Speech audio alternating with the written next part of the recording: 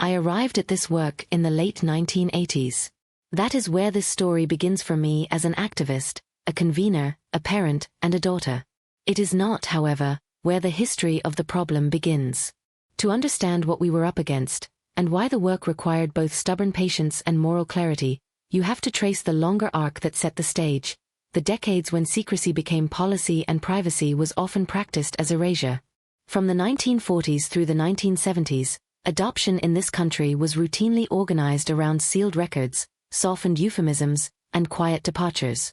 Hospitals and agencies encouraged private handoffs behind closed doors. Clerks filed documents that scrubbed names or replaced them with coded language. Social workers and physicians sometimes counseled birth parents in ways that assumed anonymity as the only path to decency. Those were institutional choices, not merely individual preferences. They produced systems of paperwork that froze certain lives out of the official story and left many people without access to the paper trails that could explain them. That structural history matters because it explains the kinds of problems we would inherit in the years to come.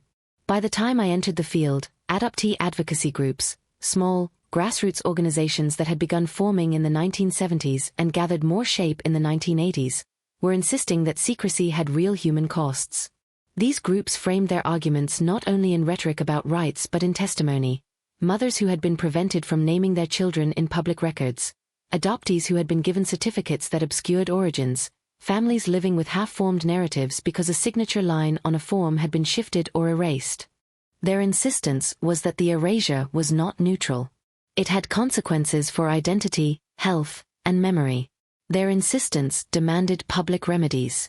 Chronology matters in another, more practical way. The shape of time often dictated the kinds of interventions that were possible. In 1989 I began to convene rooms, community centers, church basements, university classrooms pressed into evening service. I remember the first series of meetings with a clarity born of smallness. The first of those gatherings were not spectacles. They were modest and improvisatory. We used folding chairs, flip charts, and a borrowed coffee pot. We learned quickly and bluntly that the work would not reward tidy answers. It refused neatness. It required tolerance for ambiguity and an orientation toward preparation rather than prescription. Those early convenings were practical schools. We taught people how to breathe through surprise and grief. We rehearsed short, necessary scripts, how someone might say "I belong" without making anyone else feel less, how to ask, "Tell me about the night I was born," in a way that invited story instead of demanding it. We practiced safety strategies, identify a counselor on speed dial, designate a friend to be nearby when a letter is opened, set and reset boundaries so that a first meeting was not the scene of irreversible harm. Our task felt less like shaping outcomes than preparing people for the weather of emotion, putting on boots and a raincoat before a storm. Those metaphors were not just language. They shaped how we trained volunteers, crafted brochures, and arranged seats in a room so that no one was trapped against a wall they could not leave. The 1990s and the first years of the new century brought visibility and complexity. As adoptee voices became louder through letter-writing campaigns, press accounts, and the slow spread of advocacy organizations, the public conversation shifted. People began to ask different questions, not merely whether records should be sealed, but what responsible access would look like. These years were a pivot point. They were also years in which private grief showed itself in surprising ways at our workshops. I can still see a woman in her 50s, she sat in the back row in a hat and a wool coat, who confessed, in the quiet that followed a group exercise, that she had spent her life performing the role of the daughter she had been instructed to be. The performance had trimmed her sense of self to fit other people's expectations. Then there was a man in his 70s who had been taught to honor what he called a noble secret. He had carried that lesson like an heirloom and only now, late in life, found that there was no language for the private yearning he felt. These moments reinforced why the small rituals at our table mattered. The practices were not abstractions, they were tactile and practical. Saying simple truths, "I belong," and making room for harder requests, "Tell me about that night," required invitation and care rather than coercion. I learned early to set a tone in those spaces, quiet rigor, hospitality, and a refusal to steer people into dramatic acts that institutions of law and medicine had once engineered. For many participants, their earliest experience of these issues had been paperwork, birth certificates filed under different names, adoption decrees that erased someone's existence, hospital registries with no trace of a mother's handwriting. Those documents were products of systems that treated people as data points. Part of our work was to humanize the encounter with records, to help people read them, translate them, and place them within messy lives that no single sheet of paper could encompass. We taught people how to hold a certificate and say aloud what it meant to them without assuming the paper had authority to settle all questions. My activism braided into my domestic life in ways that surprised me. My mother and I developed a rhythm that was not the absence of conflict but rather a functioning honesty. We learned practices that allowed disagreement without rupture. A rule to wait 24 hours before responding to a sharp sentence, a habit of apologizing without adding qualifiers, a daily practice of asking one another something curious about the day. She began, hesitantly at first, to ask about the workshops I convened and to offer small suggestions as if feeling her way back into participation. I learned to accept help on its own terms, not as proof that I had been right and not as surrender, but as another hand on a work that would always be collective. Accepting imperfect offerings became its own discipline. We kept showing up in ways we both could manage. One vivid moment from that period remains with me, a talk I gave in 1995 about the ethics of sharing adoption stories. My mother sat at the back of the room, listening like someone who had finally found a place she could occupy without performing. I do not know whether she felt redeemed in that moment. What I do know is that her attendance signaled a small reconciliation. She could be invited into the circle without being asked to play the role the world had written for her. The turn of the century brought harder reckonings. In the early 2000s, the national conversation about adoption records shifted decisively. Grassroots campaigning that had been building for 2 decades converged with political openings. State legislatures started considering bills to unseal original birth certificates or to create controlled access systems. In our jurisdiction, the tipping point came on June 5, 2003, when the state legislature passed a bill, one I had helped advocate for, that made it easier for adult adoptees to request and receive their original birth certificates. The bill did not resolve every problem. No single statute could. But its passage changed the questions we had to ask and the responsibilities that followed. The immediate consequences were dramatic and mixed. On the morning after the law passed, people called our office with paperwork in hand and tears in their voices. Some celebrated as if a long-awaited closure had finally arrived. Others were terrified. Some birth parents felt betrayed. They had constructed coping strategies and fragile hopes around promises of anonymity. Legal access was literal. People now held pieces of paper that could destabilize the stories they had carried for decades. We convened forums that sometimes resembled group therapy and sometimes town hall debates. We listened to people on all sides and insisted that dignity be part of what legislation produced. Access to records, we argued, did not eliminate the need for human-centered policies regarding contact. So we lobbied for counseling services to be written into implementation budgets. We pushed for funding for community clinics that could offer non-judgmental support to those whose pasts had been reopened. That legislative shift exposed a tension we had anticipated but could not resolve on paper, the difference between access and readiness. A document can provide a name, a hospital, a date. It cannot provide a narrative of why a choice was made, what alternatives were available, or how a birth parent might feel when they are contacted decades later. We argued that access must be paired with consent protocols, mediation services, and funding to sustain them. Legislatures are often amenable in spirit but strapped for money. Persuading them that the softer supports were necessities rather than luxuries was a sustained struggle that required testimony, research, and the patient accumulation of small victories. At home, activism and domestic life braided in ways that demanded constant recalibration. When my child asked for privacy, I tried to respect that need. When they wrote for the school paper about being adopted, I read and offered edits, but I refused to publish it publicly without their permission. When they wanted to tell a friend, I sat with them and walked through possible consequences. I had to learn to hold the difference between advocacy and instrumentalization. I would not let our personal struggles become publicity without consent. I made mistakes. I said no, sometimes too late. Those regrets remain quiet reminders of humility. There were smaller, avoidable errors that still sting. In the spring of 2006, a teacher assigned a class to bring a family photo for Heritage Day. The prompt assumed heritage could be neatly traced on paper, displayed in framed portraits. My child refused, not wanting to be staged as different. I met with the teacher and explained, gently, how that assignment could wound. The teacher apologized and reworked the project to ask each student to tell a story about a family ritual instead of produce a picture. It was a modest victory, but I held on to it because it proved that systems could adapt when someone bothered to say, "This hurts." Not every institution was quick to change. I remember a meeting in 2001 with a hospital administrator who brushed aside our concerns about record-keeping as bureaucracy over sentiment. We made the case that bureaucracy, when thoughtless, becomes cruelty. Paperwork can fossilize erasure and inaccuracy.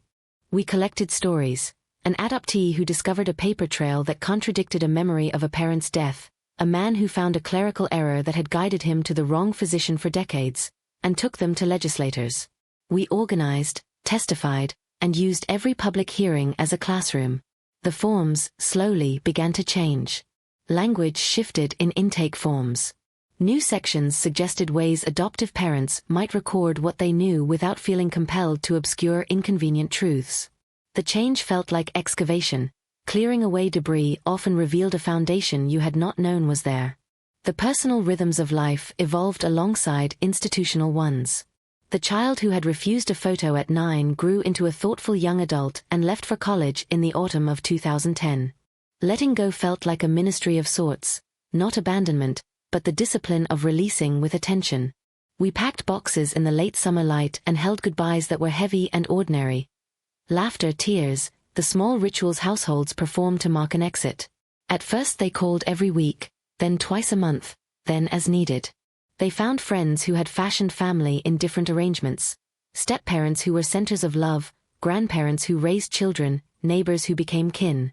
Their idea of family thickened into something elastic and chosen rather than merely inherited. Reunions multiplied in ways I had not predicted. Some were private and tender, email chains that led to messages exchanged, a first meeting in a coffee shop that unfolded into slow dinners and shared laughter.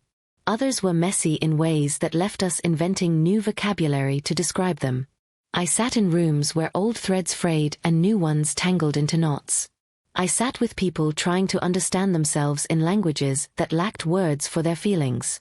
In those rooms I offered what I could: steady presence, a hand to hold, a referral to a counselor, a gentle suggestion to slow the pace.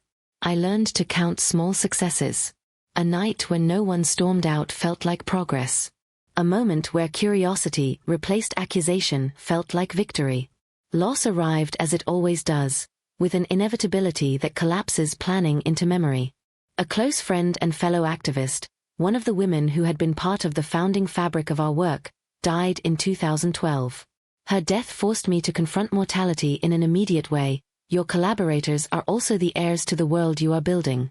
We mourned publicly and privately and committed to continuing her.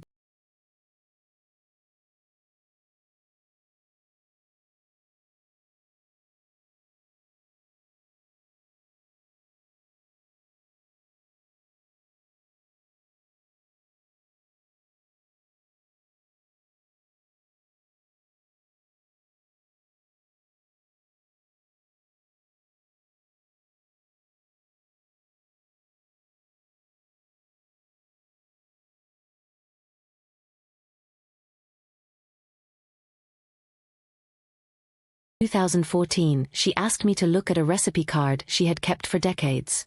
Her handwriting trembled on the paper, the same script she had used for years.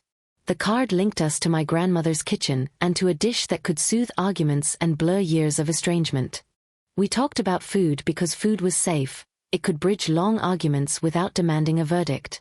She asked me quietly if she had hurt me. I could have recited a long list. Instead I told her how her curiosity had made me stronger, and how that strength did not negate the ache I sometimes felt. We exchanged small apologies and, for once, had a day without a lecture. Sunlight fell across the kitchen table like tacit approval of repair. When she died in late 2016, there were no neat metaphors to wrap the moment in. Grief arrived as a tangle: sorrow, relief, regret, gratitude. I gave a eulogy that tried for honesty, naming her kindness and curiosity alongside the cruelties that had been part of her life. People thanked me for balance. Several said they had not expected to be comforted by candor.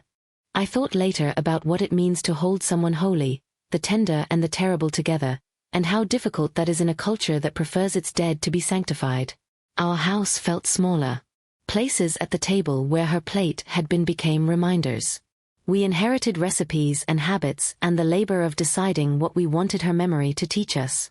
I tried to teach my child not to repeat our parents' mistakes, but also not to mistake perfection for the point.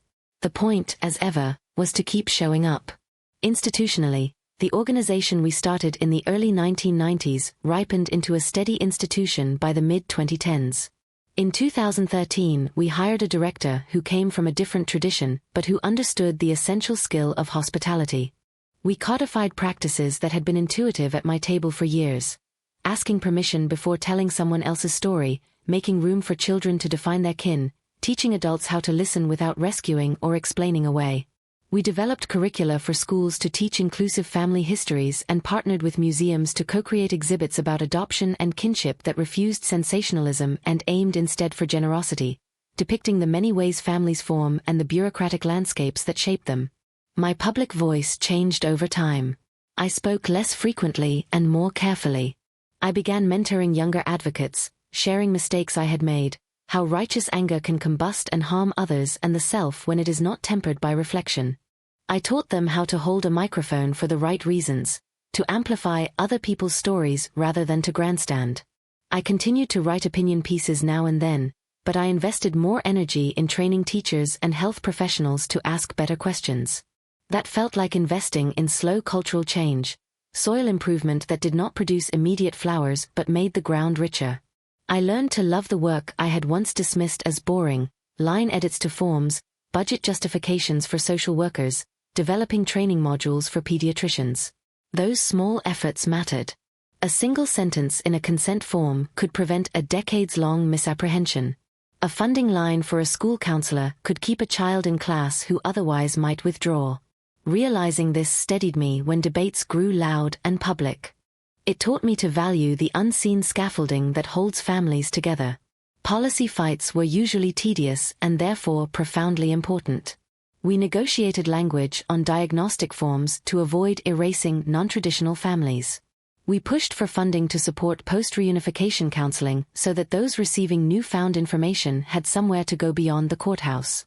We campaigned for training that taught social workers to ask questions with curiosity rather than accusation, for pediatricians to listen to a child's description of home, without leaping to conclusions.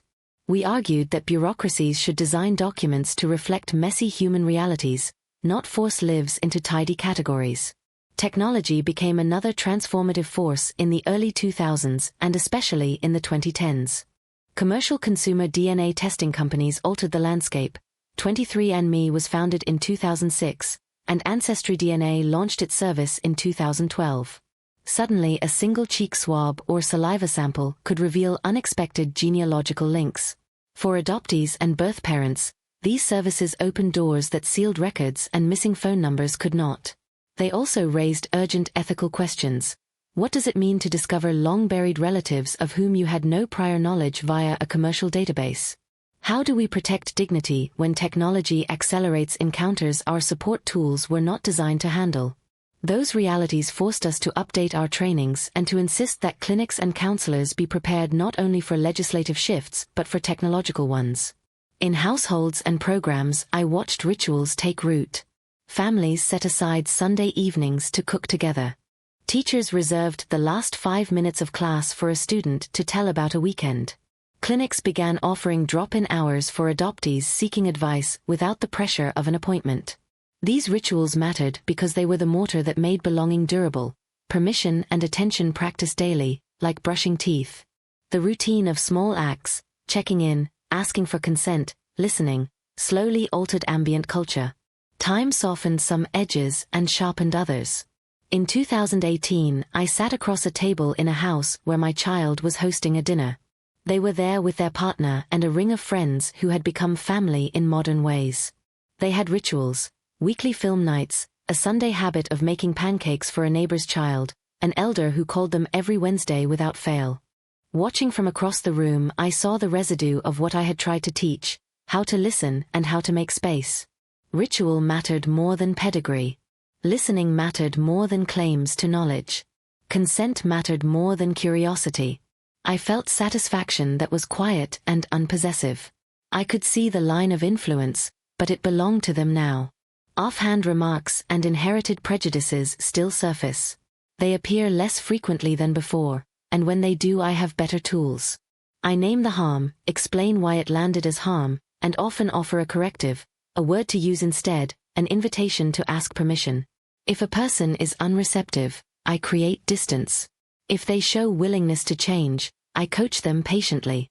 Above all, I keep young people safe. This is not control, it is stewardship. We owe a guardianship to those who inherit what we've made, a guardianship that allows them to flourish without being shrunk to fit an older narrative. There is a small domestic practice that sustained me more than any slogan. I remember an evening in 2009 at a friend's kitchen island while their 10-year-old told a long, marvelous story about a bird that returned to the window every morning. Everyone listened. The child wanted to be taken seriously. The adults gave the deliberate silence we cultivated in our own house, an intentional stillness that said, "We are here, tell us more." That image, people choosing, moment by moment, to be witnesses, is what I return to when I try to explain what belonging requires. Belonging is less about formal acceptance than about sustained attention. Over time I came to think of our work less as fixing the past than as building a future habitus, a set of dispositions, practices, and small institutions that make different choices more likely. We rewired how rooms are managed. We taught people to ask before they speak and gave others the vocabulary to refuse humiliation. Those changes do not erase what was done, but they alter the probabilities of what will come next. They make future tables different. They make it more likely that someone will be offered a chair without being asked to prove their worth. Forgiveness has been a complicated lesson. If you ask whether I have forgiven everything, my answer is honest: no. Forgiveness is not a single act but a pattern of choices over time. I have not forgiven everything. I have learned, however, to direct my energy toward repair more than punishment. Repair is intimate and graceless sometimes. Driving across town to sit with someone in a hospital room, helping change a bandage, listening to a story that is not about you but about the person in front of you. Sometimes repair is institutional, changing a form, persuading a legislator, convincing an agency to offer a modest fund for counseling. Sometimes it is domestic, asking a question at dinner, passing on a recipe, offering a space at the table. Repair is also about teaching habits. Teaching permission in other people's kitchens, in classrooms, and in forms matters. I teach teachers to invite rather than demand stories. I teach social workers to listen so a person is not obliged to perform their pain in order to get help. I teach policymakers that the language used in a form can create a life of misdirection or a life of dignity. Small acts, repeated enough times, become culture. Concrete changes kept the work tangible. In 2007, we convinced a local school district to change an application form that required mother's name and father's name with no room for other caregivers. We suggested a simple shift, a line for caregivers, and a checkbox for prefer not to say. That small edit spared countless children the feeling of being marked wrong. In a hospital, we lobbied for a checkbox that asked whether a person wanted their document flagged for follow-up counseling if a birth record suggested missing or surprising information. That checkbox did not resolve everything, but it created a practical path to support at the precise moment a paper suddenly changed a life. I remember a parent after a workshop in 2011 telling me she had used one of our scripts to tell her teenager about a health history she had not known before. The conversation did not collapse into drama. It unfolded, the teenager asked questions, the mother answered honestly what she could. They ended the evening with a plan to see a counselor. The mother told me the script had given her a way to speak her truth without making her child feel like an experiment. That was the ripple I wanted to keep creating. Other ripples were less tidy and required more containing. I spent hours on the phone with an adoptee who had found her birth certificate in a shoebox and called needing someone to help sort the emotional clutter. She described the shock of seeing a name she did not recognize and the old fear that the story she'd been told by well-meaning adults might not hold. We worked through small practices, breathing exercises, identifying a friend who could be nearby, a list of professionals versed in reunification dynamics. At the end she said, "I thought finding a paper would mean finding myself." After a pause she added, "But I think it's the questions that will find me." That sentence stayed with me because it captured something essential. Documents can open doors, but they do not conjure identity out of thin air. Identity is negotiated in messy, relational work. We learned to respect the pace of grief and discovery. Some people come to reunions ready to embrace from the outset. Others need years. A woman raised to honor a noble secret needed time to grieve the loss of a story she had been told. A man in his 70s who bore a silent ache needed language before he could begin. We built programs that allowed for those timetables. We did not rush reunions. We created windows for pre-meeting counseling, for neutral mediators, and for initial exchanges of letters rather than sudden face-to-face meetings. Those choices reduced harm and honored the reality that lives do not change on schedules set by lawmakers or journalists. Our education work spread in ways that made me proud. Teachers sent messages about the curricula we developed. In 2016, an elementary teacher wrote to say that after introducing a unit on family rituals rather than family pictures, students produced stories that revealed unexpected bonds. A neighbor who babysat each summer, a grandmother who taught a child how to patch a bike tire, a chosen aunt who lived 3 blocks away. The teacher told us that the shift let children define family by function rather than pedigree. Those changes ripple outward. Students who grow up hearing multiple models of family are less likely to weaponize difference and more likely to practice hospitality. The community clinics we lobbied for began to fill practical gaps. People arriving with records in hand could meet counselors trained in reunification dynamics. Those counselors asked boundary-setting questions. What do you want to know and why? Who do you want to tell with you? What would feel safe in a first exchange? Those are not small questions. They shape whether a meeting becomes a healing exchange or a re-traumatizing event. Public discourse changed slowly and unevenly. Early coverage of reunions often framed them as sensational search-and-find narratives, the fairy tale ending that suggests an instant fix. Over time, journalists began to report on the labor that preceded reunions: counseling, mediation, the slow pace of building trust. That shift mattered because media narratives shape how the public imagines possibility. When stories include preparatory work, people learn to value process and support. In my own life, I kept learning how to be both public and private. I used personal moments as public teaching tools with care. I wanted to propel change, but never at the cost of my child's right to an unexploited life. I said yes, sometimes when I should have said no, and those mistakes taught me about boundaries and consent. I tried to model for my child, your experience is powerful, you may choose to use it, but it remains yours to decide. The movement matured across decades. Where we had been a scattering of urgent voices, we became institutions with procedures, guidelines, ethical statements, training programs. In 2005 we began drafting ethical guidelines for reunification practice. By 2010 those guidelines were cited in training programs nationwide. We developed norms of engagement. No one should be compelled into connection. Access to records should come with pathways to support. We debated and refined those norms in meetings that could be heated and slow. Often the heat was friction, the necessary work of people wrestling with complicated moral stakes. Some debates were technical and almost bureaucratic by temperament. How long should a cooling-off period be between discovery and contact? What consent should be required before a service releases a record? What language acknowledges complexity without creating undue burden? Those questions mattered because each choice had consequences for real lives. We learned the value of piloting policies and soliciting feedback from the people most affected. Iteration, try, listen, revise, became our practice. Mentorship became unexpectedly sustaining. There is a temptation in advocacy to be loud, to let the volume of emotion stand in for persuasion. I tried again and again to model another way, to use voice as accompaniment.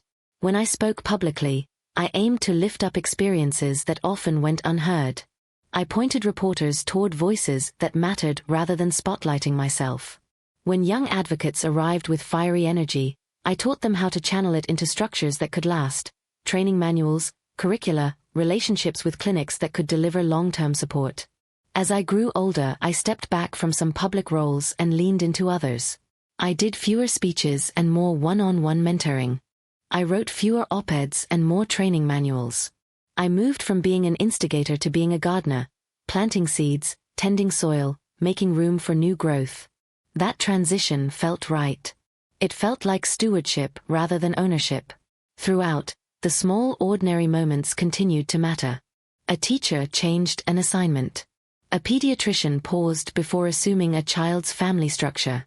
A clerk asked a gentle question without demanding an explanation. Those micro-practices are what make cultural shifts durable. They are not headlines, they are quiet ethical turns made day after day. There were limits. Policy changes cannot change every heart. Some people cling to old narratives about pedigree and legitimacy. Sometimes institutions default to categories that erase complexity. In those moments, I learned to hold disappointment without giving up. Change is uneven. It takes decades and repeated modest acts. Another lesson was about the politics of memory. We were not only contesting documents and laws, we were contesting what counts as a life worthy of remembrance. How records are kept shapes what gets remembered. The questions we ask on an intake form shape which stories can be told. So we focused on archives, museum exhibits, and teaching graduate students in social work and law to think critically about records. We developed exhibitions that told complicated histories without exploiting people, and we urged museums to include waiting rooms for reflection, counselors' cards in gallery brochures, and trigger warnings when a display might reopen raw wounds. The metaphor of the table returned repeatedly in how I explained the work. The table was not only a place for dinner. It was the arrangement of attention. It was the discipline of asking permission before telling. It was practicing curiosity in a way that protected the person being asked. I tried to make that discipline portable, teaching it in public workshops. Come closer, but ask first. Tell me your story, but tell me how it begins. Be ready to be surprised. Those lessons are not manualized rules but habits to practice until they become second nature. If you ask whether the landscape has been transformed, I will say yes, but only partially. Access to records is more widespread in many parts of the country and in some jurisdictions internationally. Clinics have begun offering specialized counseling. Schools are learning to frame family history in plural terms. Public conversation is more nuanced. Yet transformation is partial and ongoing. Every policy shift reveals new ethical questions. New technologies make unexpected connections easier, but easier is not always better. That is why the social infrastructure we build, the clinics, the training, the norms around consent, matters more than ever. When I teach now, I tell younger advocates the same thing I wished someone had told me decades ago: the work is both urgent and patient. Urgency comes from seeing a person in front of you whose life will be altered by a policy decision. Patience comes from understanding that the culture that supports that person is built by many small, consistent choices over time. We do not get to choose which moments will be dramatic and which will be slow. We choose whether to show up for both. There is a daily practice I recommend. Start by asking an honest question, listen without rushing to solve, and offer a concrete next step. Sometimes that step is setting a future date to talk. Sometimes it is sitting in silence with someone who needs that. Sometimes it is helping to fill out a form in a way that does not erase complexity. These are small acts, but repeated they become the scaffolding for belonging. I have watched the next generation carry forward what we built and change it in ways I did not predict. They are bolder in some respects, more careful in others. They insist on intersectionality, seeing how race, class, and gender complicate adoption and kinship. They push for broader conceptions of care and reject binaries. They bring new energy to the same basic question we have always asked: how do we create rooms that welcome without demanding assimilation? On a personal level, the work has reconfigured how I inhabit ordinary moments. I notice how a friend invites a new neighbor into conversation. I watch a parent learn to ask a child about their weekend without immediately comparing it to an imagined norm. I measure my life in small rituals. Breakfasts where we practice asking permission, evenings when a young person is allowed to tell a story without interruption, recipes we pass on because they contain more than ingredients, they contain history. There are still days when old anger flares at institutions that move too slowly. There are moments when grief sharpens the memory of friends lost and the knowledge that many people still suffer in silence. Those feelings coexist with a steadier sense that the work we have done matters. It matters because it makes ordinary interactions less dangerous. It matters because a simple phrase, "May I ask something about your history?" can create a space where someone does not have to reveal their most vulnerable truth to be loved.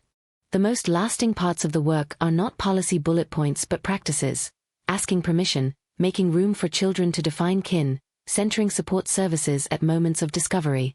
These practices are portable. They travel from living rooms to clinics to legislatures. Repeated enough times they become habits that make a difference. If there is a final note I would strike, it is this: belonging does not require the dissolution of difference. It requires that curiosity be practiced with consent. We can hold 1,000 stories around a single table without asking anyone to become smaller for them.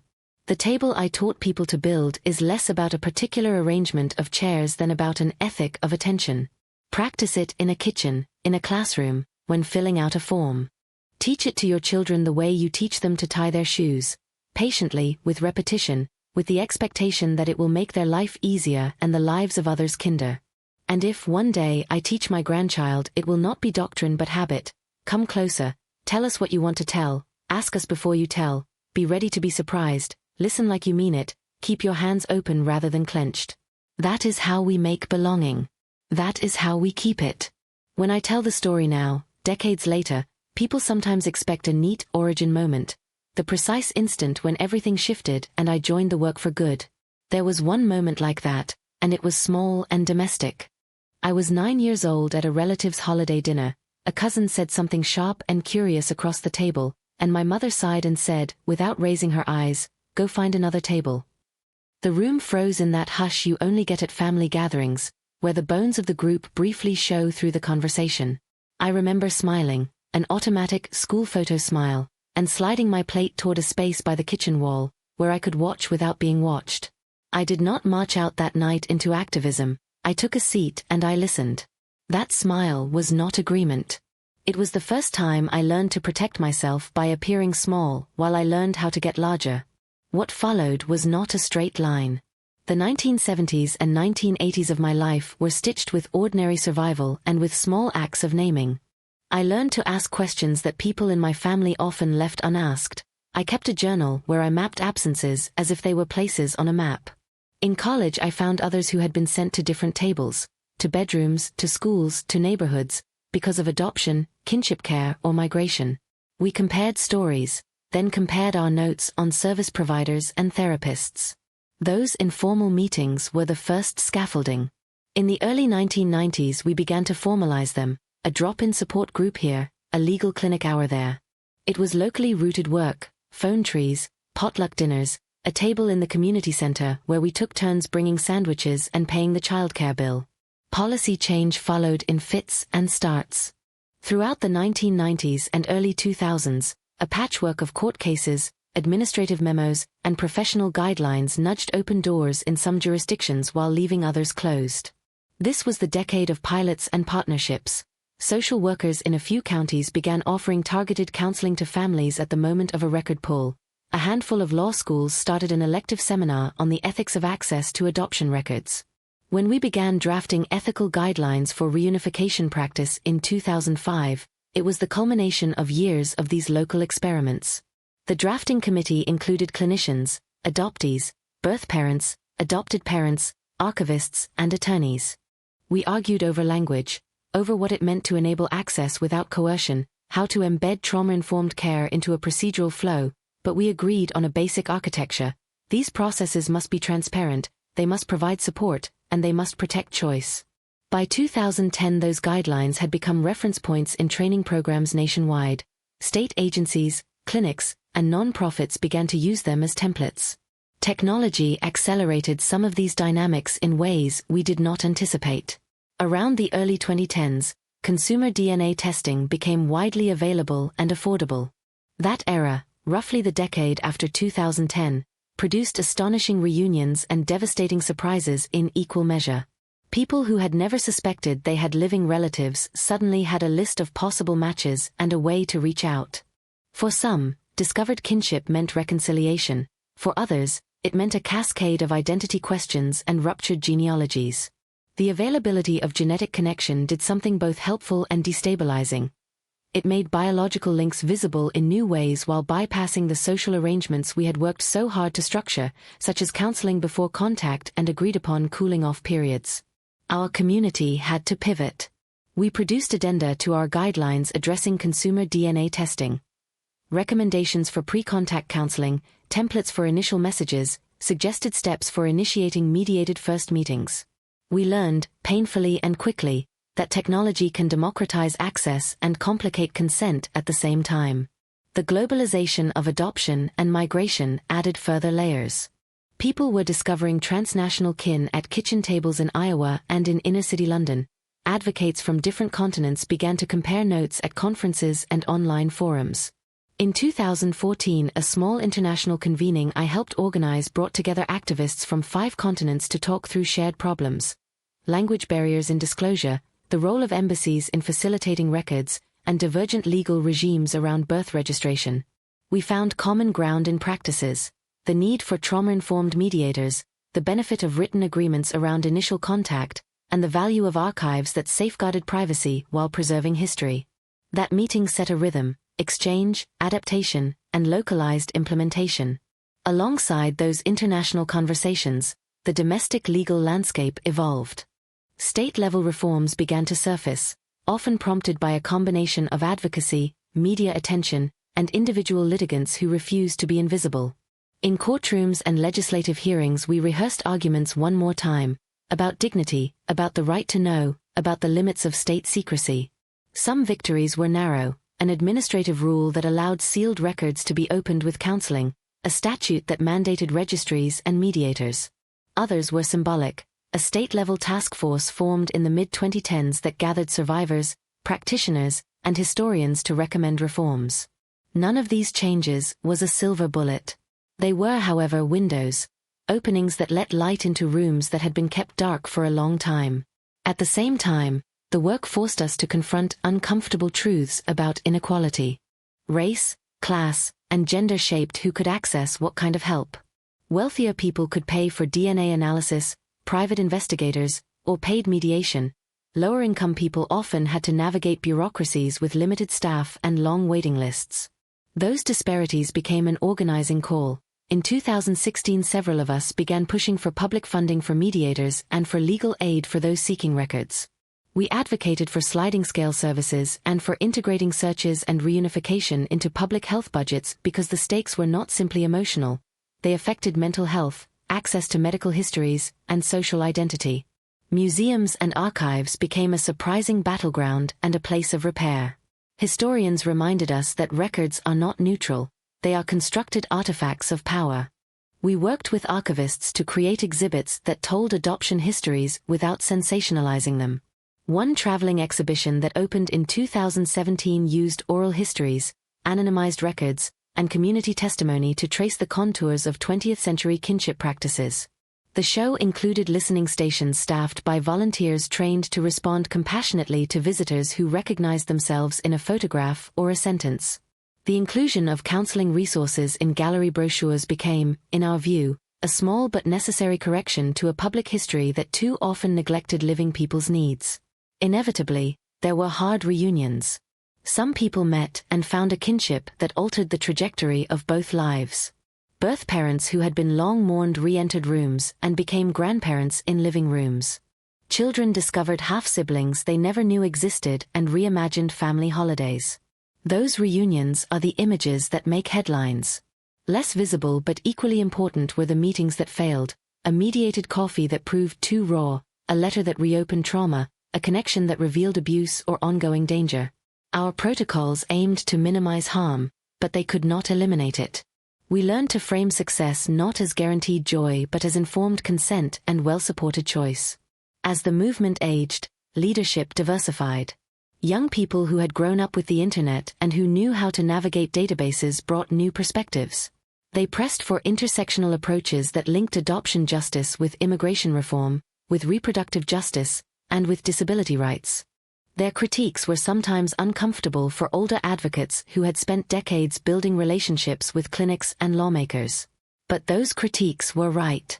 The field broadened its frame. It stopped treating adoptee issues as a discrete, siloed problem and began to situate them within broader struggles over who gets to belong, who is documented, and who is entitled to state recognition. My own practice kept evolving in response. In the early years, I had been an organizer who spoke at rallies and wrote opinion pieces. By the 2010s, I was spending more time crafting curricula and teaching skills that could be passed along. I developed a workshop sequence for mediators that blended practical techniques: how to craft an initial outreach message, how to structure a mediated first meeting, with reflective practices like journaling, role play, and supervision. Those workshops traveled. They were delivered in rural county offices, in university continuing education programs, and to private practitioners. The idea was modest but functional. If the movement were to last, it could not rely on charismatic leaders alone. It needed an infrastructure of trained people who could sit with the small, sequenced tasks of helping a person decide whether to write a letter, to ask for medical records, or to pause. There were setbacks. Funding cycles tightened during economic downturns. A promising pilot project in 2012 closed its doors when public grants expired. In 2020, when the pandemic shuttered community centers and clinics, we faced a sudden, disorienting fragmentation. Yet the crisis also catalyzed innovation. Teletherapy and remote mediation, once frowned upon by some practitioners for lacking intimacy, proved to be lifelines. We developed guidelines for virtual contact, ways to stage video meetings with safety plans and co-facilitators. The worst of the pandemic years taught us again the value of flexibility and the need for redundancy. Multiple modes of access so services could continue when one channel closed. By the second decade after 2010, the movement had become less an insurgent flash and more a distributed ecosystem. Hospitals maintained consent forms that acknowledged varied family structures. Public schools introduced curricula that named the diversity of kinship arrangements. Legal clinics placed adoption record searches on the same menu as other public benefits. Those changes did not erase the pain of exclusion, but they made it less likely that a 9-year-old would be told to go find another table, without someone noticing the injustice in the room. Personal life, for me, continued to fold into public life without collapsing into it. I still kept private what needed to be private. I still refused to monetize everyone's intimate disclosure. But I also kept offering my story when it could be useful. At a training, in a classroom, in response to a policymaker's letter when having a lived example mattered. I became more deliberate about curating which memories to make public and which to keep behind the door. Part of that curation was generational. I wanted to leave a map that would make the path less hazardous for those coming after me. One of the more surprising continuities has been how often the table metaphor continues to translate across contexts. In legal settings, the table became a design brief. What obligations come with convening people? In clinical settings, it became a practice of intake and consent. In museum settings, it became a curatorial ethic. Who sits in the room where histories are told, and who gets to pass the microphone?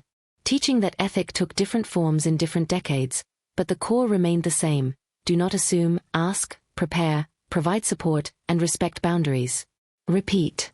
There is still much unfinished work. Many records remain inaccessible in some jurisdictions. Some cultures of practice are still slow to adopt trauma-informed methods. New technologies continue to complicate the terrain, offering both unprecedented connection and new risks to privacy. And, as always, people continue to carry scars from the moments when they were told to be smaller at the table. Those scars are reminders that the job of repair is not a project we complete once and archive. It is a commitment that requires continued attention. Looking forward, I see several trajectories worth naming.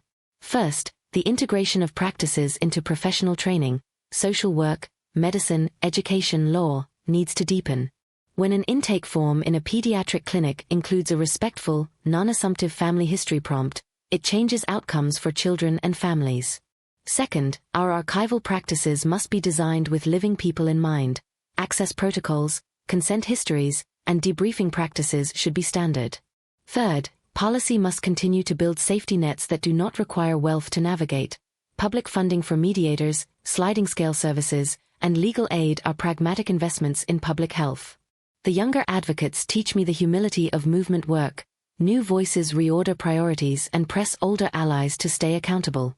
They also remind me of the pleasure of seeing the table populated in new ways.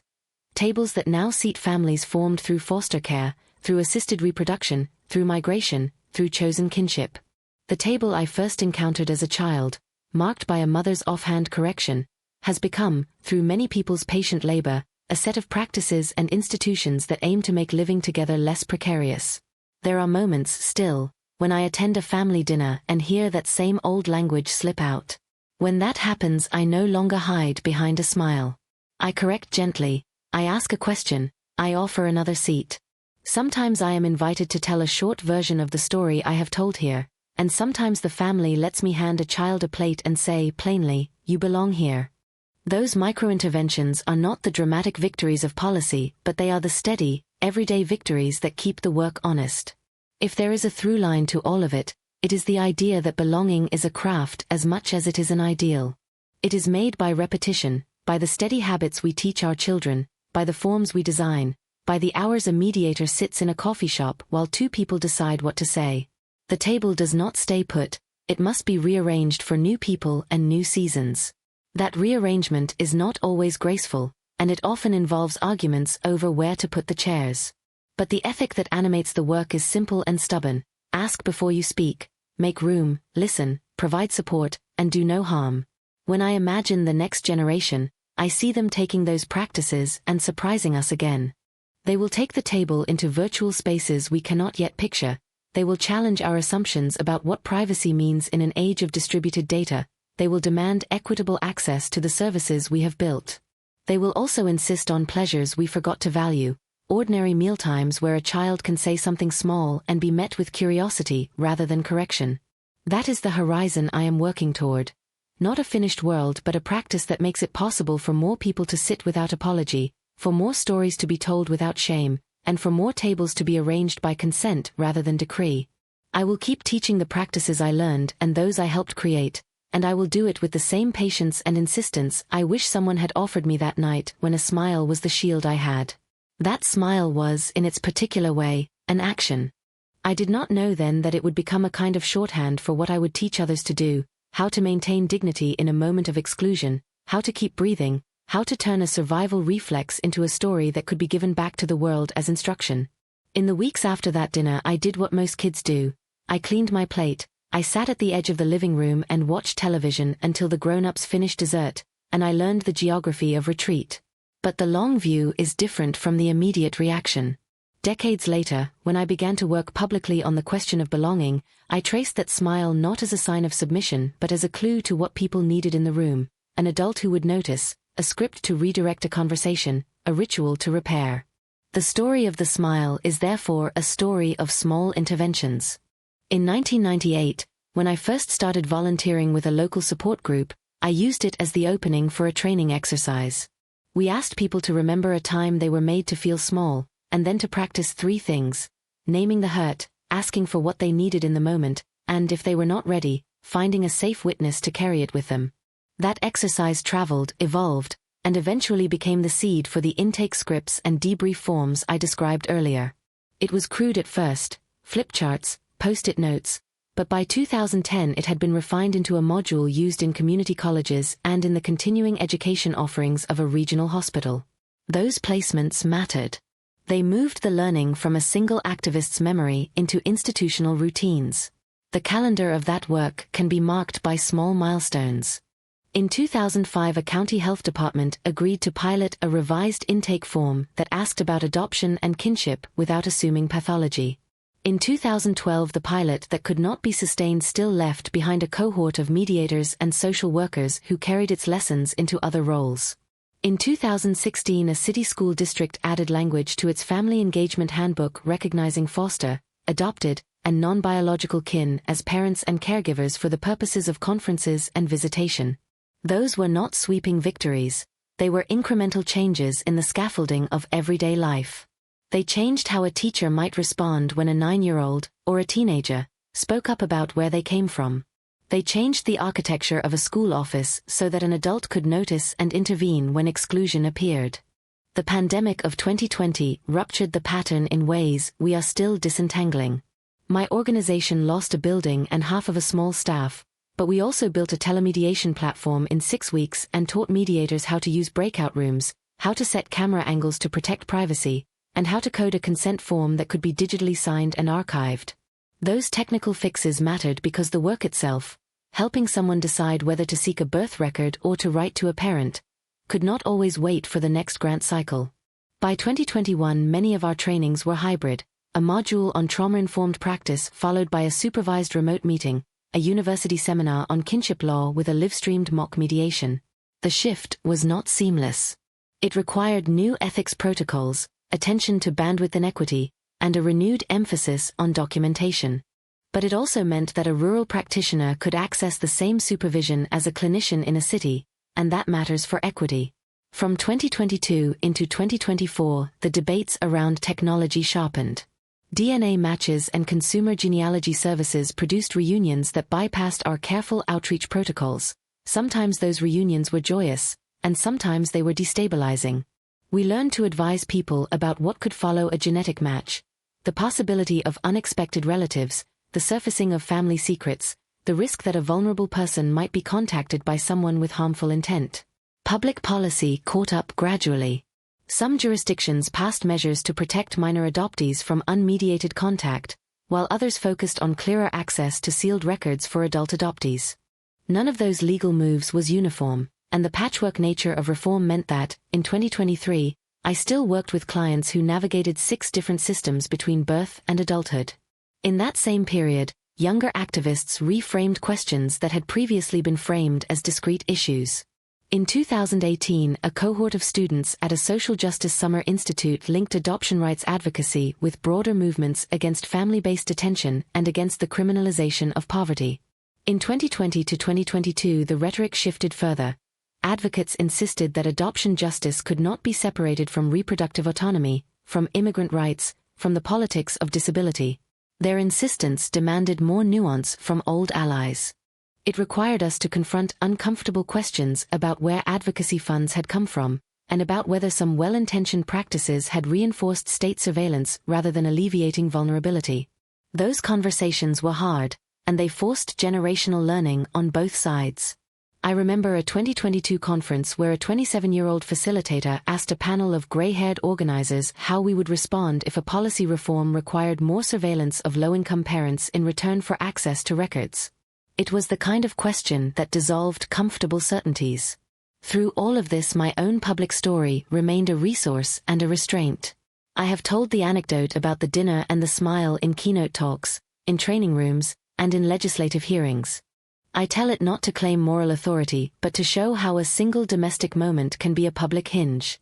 I also learned to tell different versions to different audiences, a pared back account in a policy meeting, a longer, more layered version in a classroom where students needed to see how personal history intersects with institutions. I learned the ethics of storytelling, how to center the experiences of others, how to avoid centering my own suffering as spectacle, how to secure consent if I was going to tell someone else's story. Those ethical decisions became part of the curricula I taught: how to write an outreach letter that names risk, how to draft a consent form with plain language, how to structure a first meeting so that everyone leaves with options rather than obligations.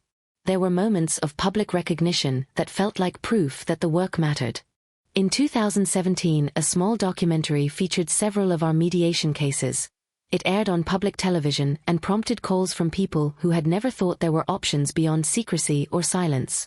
In 2019, a state legislature incorporated a provision for publicly funded mediation pilots into a children's services budget. Those wins were fragile and contingent on political tides, but they were evidence of an ecosystem forming: practitioners, funders, legislators, and people with lived experience all testing practices that could be stabilized into policy. Still, the work remained profoundly local. The most durable changes often happened at tables that were not noticed by news cycles.